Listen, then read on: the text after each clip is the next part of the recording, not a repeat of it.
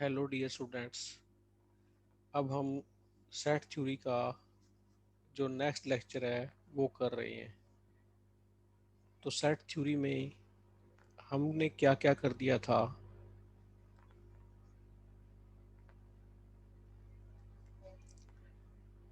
हमने दो सिचुएशन वाले क्वेश्चन लिए थे।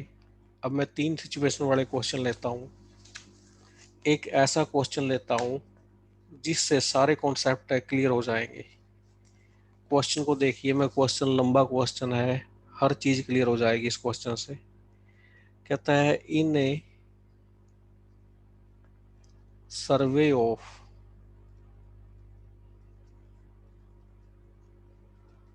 25 स्टूडेंट्स,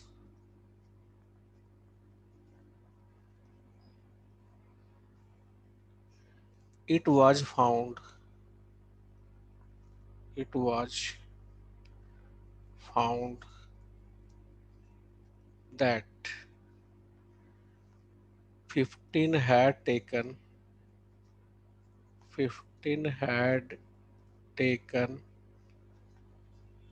mathematics। ठीक है। 12 had taken physics and 11 had taken chemistry and 11 had taken chemistry। आगे बोल रहा है ये 5 had taken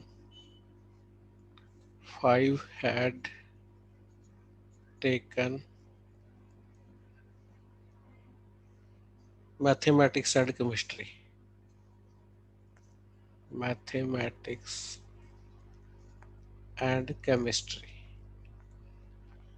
ठीक है। 9 had taken mathematics and physics।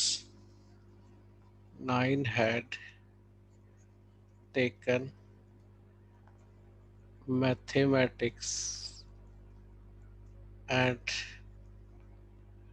physics।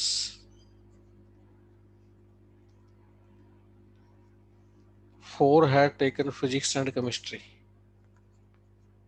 4 had taken physics and chemistry and 3 had taken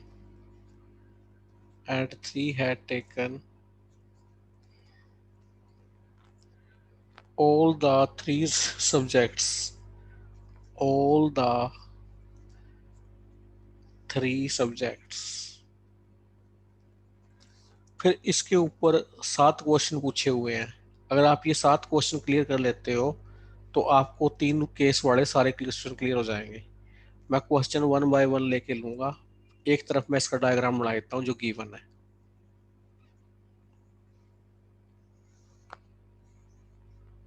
ये यूनिवर्सल सेट है। यूनिवर्सल सेट में कितने मेंबर हैं? 25 है। कहाँ से पता चला? यहाँ से। ठीक है। अब क्या बनाओ? 3 सर्कल बनाओ। पहला सर्कल, दूसरा सर्कल, तीसरा सर्कल। 3 सर्कल बनाए। एक सर्कल बनाओ मैथ का। ये सर्कल है मैथ का। मैथ कितने व्यक्तियों ने ले रखा है? मैथ ले रखा है 15 ने। तो मैंने यहाँ लिख दिया 15। फिर 12 हैड टेकन फिजिक्स। फिर फिजिक्स का सर्कल ये रहा। कितनों ने ले रखी है फिजिक्स? 12 ने। फिर 11 हैड टेकन केमिस्ट्री। ये केमिस्ट्री का सर्कल है। केमिस्ट्री कितने बंदों ने ले रखी है? 11। ठीक है। तो यहां तक की स्टेटमेंट मेरी हुई पूरी। यहां तक की स्टेटमेंट मेरी पूरी हुई। यहां तक की, क्योंकि एक एक वर्ड एक एक शब्द समझना आपने। फिर क्या है, 5 had taken math and chemistry. Math and chemistry का खाना ये है, ये है। मैथ और केमिस्ट्री कितने बंदों ने रखी है? 5 ने, क्योंकि इंटरसेक्शन आएगा मैथ और केमिस्ट्री। 5 ले रखी है। ये भी काम खत्म हुआ हमारा। 9 लोग ऐसे हैं जिन्होंने ले रखी है मैथ एंड फिजिक्स। तो मैथ एंड फिजिक्स है, 9 लोग हैं। वो लोग यहाँ हैं जिन्होंने math and physics, intersection physics है। कितने लोग हैं ऐसे?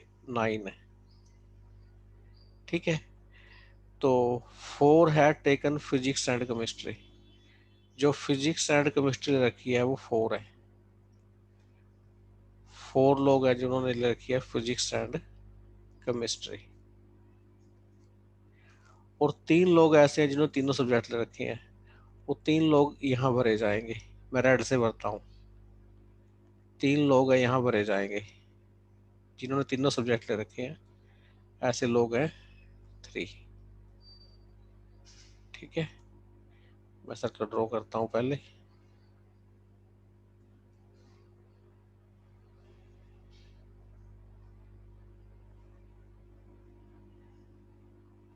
ये सर्कल था। तो 3 लोग ऐसे हैं जिन्होंने तीनों सब्जेक्ट ले रखे हैं। वो है यहाँ पर है। 3 लोग हैं। अब मेरा स्टेटमेंट से कोई औचित्य नहीं है। अब मेरी स्टेटमेंट में कर देता हूँ रफ सारी। ठीक है। फिर जो क्वेश्चन पूछेगा मैं उसके हिसाब से ले लूंगा। अब देखिए, आप स्टार्टिंग कहाँ से करिए? मैंने आप लोगों को सबसे पहले बताया ये भरिए। अब इसकी बारी आएगी। इसमें कितने लोग हैं? 4 हैं, तो 1 आएगा। इसमें कितने लोग हैं? 5 हैं, तो कितने बचे? 2 आएंगे। इसमें कितने लोग हैं? 9, तो कितने बचे? 6। इसमें कितने लोग थे? 15, ये रहे। तो 6 3 9 2 11 और 4 15। इसमें कितने आएंगे? टोटल लोग थे 12। 6 3 9 1 10 और 2 12। इसमें कितने लोग थे? 11। 2 3 5 और 1 6 और 5 बचे 11।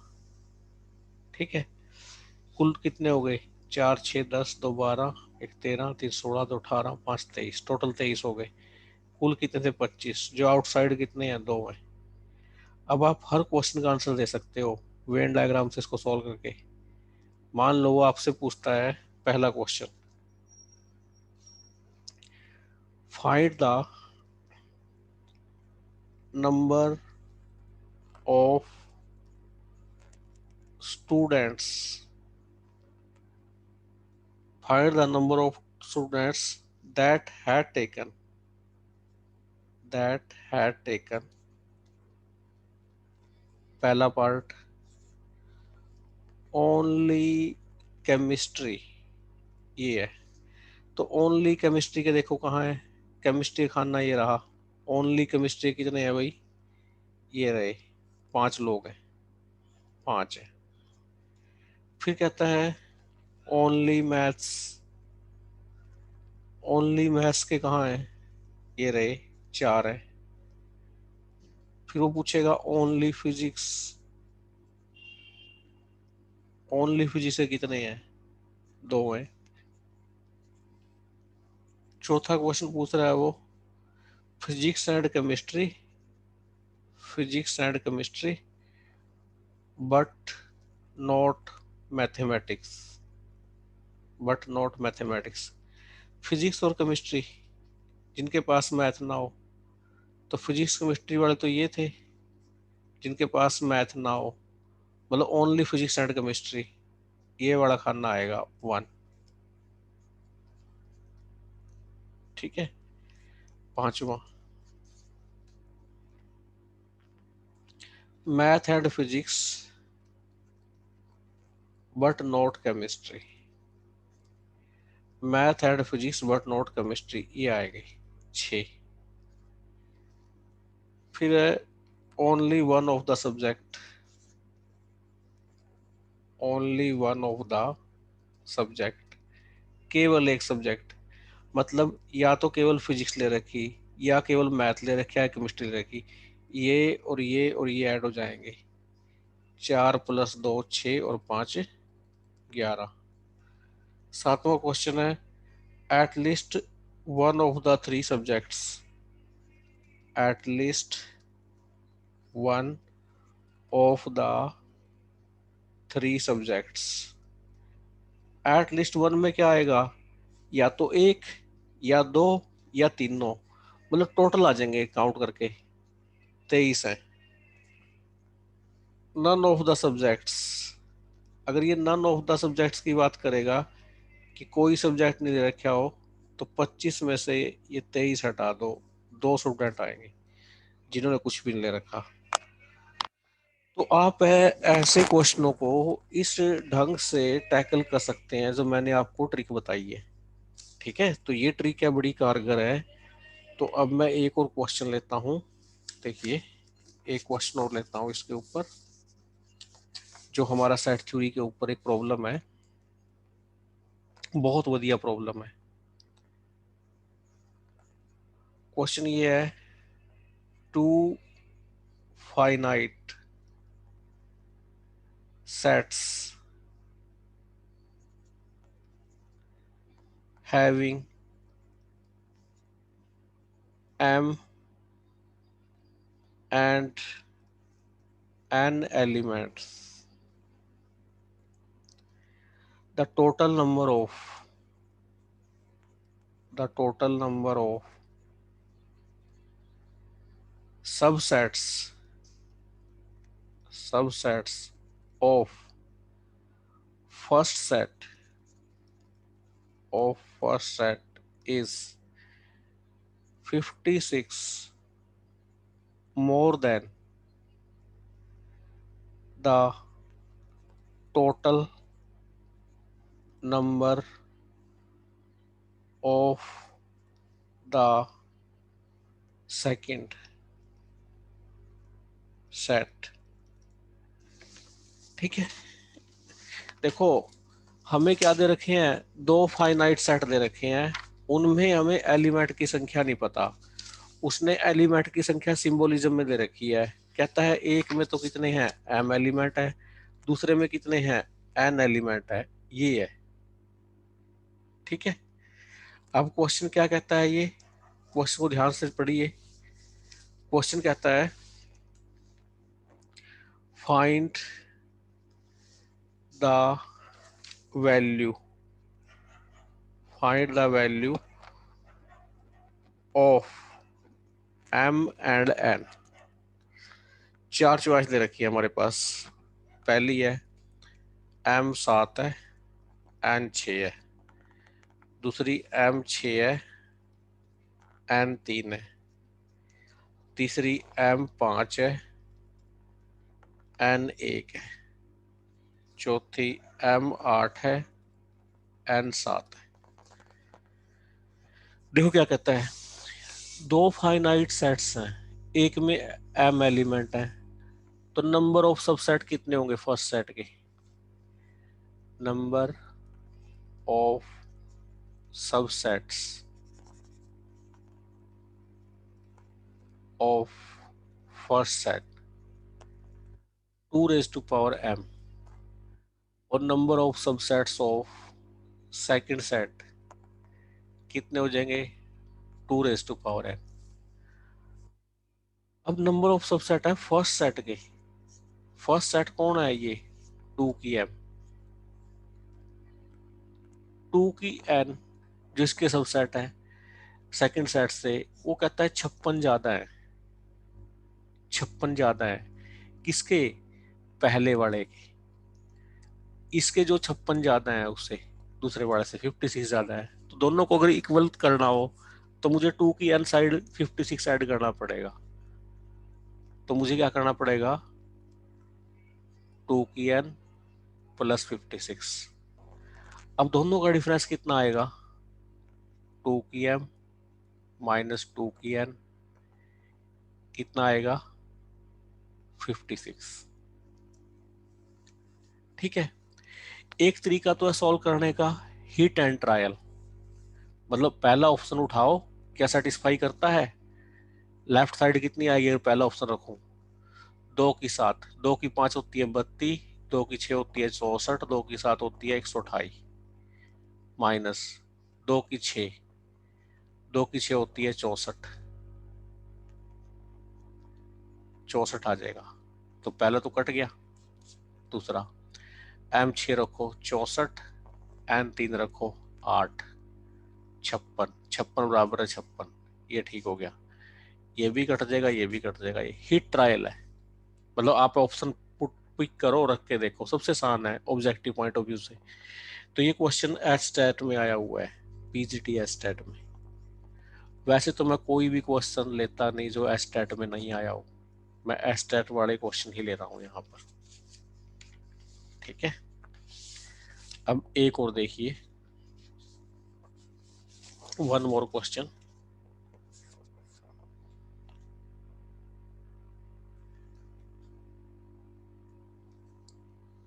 कहता है let capital A and capital B have 3 elements and 6 elements,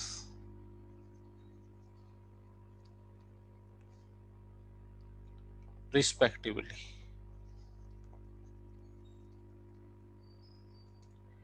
What can be the पहला minimum number of elements in A union B?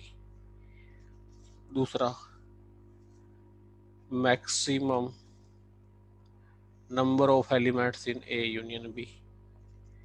तीसरा, maximum number of elements in A intersection B?